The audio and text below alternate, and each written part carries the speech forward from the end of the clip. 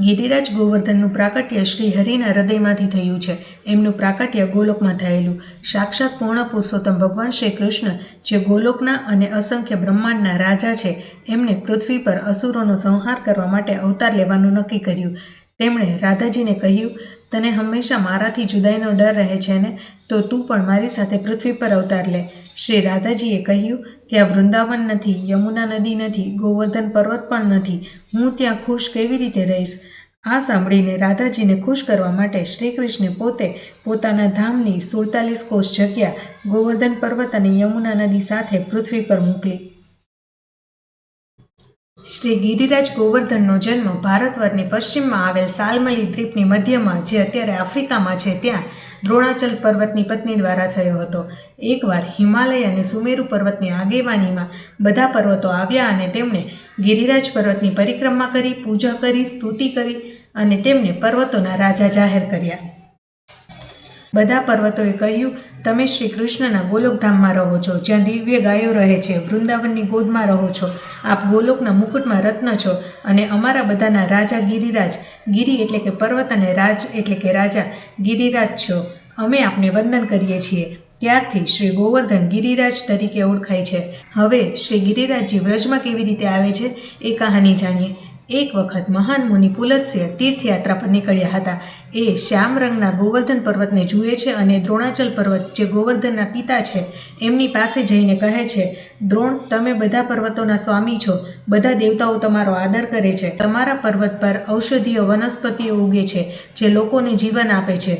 હું કાશીનો મુનિ છું અને તમારી પાસે વિનંતી લઈને આવ્યો છું કે તમારો પુત્ર ગોવર્ધન મને આપો. મારે અહીંથી બીજું કંઈ નથી જોતું. ભગવાન વિશ્વેશ્વરની મહાનગરી, જે કાશી તરીકે ઓળખાય છે, જ્યાં પાપી મનુષ્ય પણ મૃત્યુ પછી મોક્ષને પામે છે, જ્યાં ગંગા નદી વહે છે અને જ્યાં સાક્ષાત વિશ્વનાથ રહે છે, હું ગોવર્ધન પર્વતને ત્યાં લઈ જવા માંગુ છું. હું કાશીમાં, જ્યાં બીજા પર્વતો નહીં હોય, ત્યાં ગોવર્ધનનું સ્થાપન કરીશ અને એના પર તપસ્યા કરવા માંગુ છું. ત્યારે દ્રોણ પર્વત ગોવર્ધન પર્વતને કહે છે, હે પુત્ર, તું પુલત્સ્ય મુનિ સાથે ભારતવર્ષમાં જા, જ્યાં દિવ્ય કર્મોની ભૂમિ કર્મક્ષેત્ર છે, જ્યાં સત્કર્મ કરીને લોકો ધર્મ, અર્થ, કામ અને નિષ્કામ કર્મ કરીને મોક્ષને પણ મેળવે છે.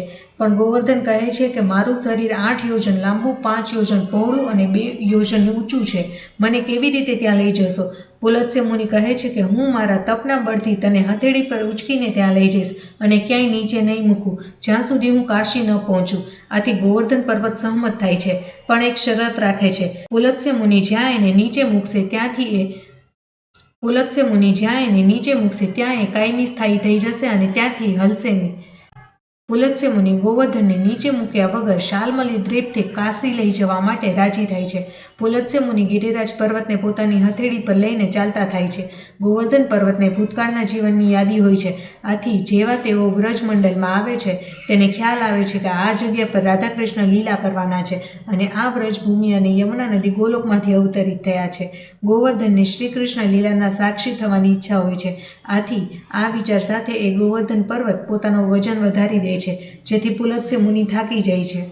મહાન ઋષિ પુલત્સ્ય થાકીને પોતે આપેલું વચન ભૂલી જાય છે. ઋષિને લઘુશંકા માટે જવાની ઈચ્છા થાય છે. આથી તે પર્વતને નીચે મૂકીને સ્નાન કરીને ફરી પાછા ગોવર્ધન પર્વતને ઊંચકવાની કોશિશ કરે છે.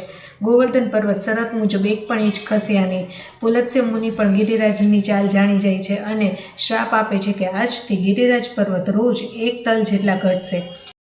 ત્યારથી રોજ ગિરિરાજ પર્વત 1 તલ જેટલા ઘટે છે. આમ કહીને પુલત્સ્ય મુનિ પોતે કાશી તરફ આગળ વધે છે. કહેવાય છે કે જ્યાં સુધી આ ધરતી પર ભાગીરથી ગંગા અને ગોવર્ધન પર્વત છે, ત્યાં સુધી કલયુગ પોતાની પૂર્ણ અસર બતાવી શકશે નહીં. આ લેખનું વર્ણન ગર્ગ સંહિતામાં ગર્ગ મુનિએ કરેલું છે.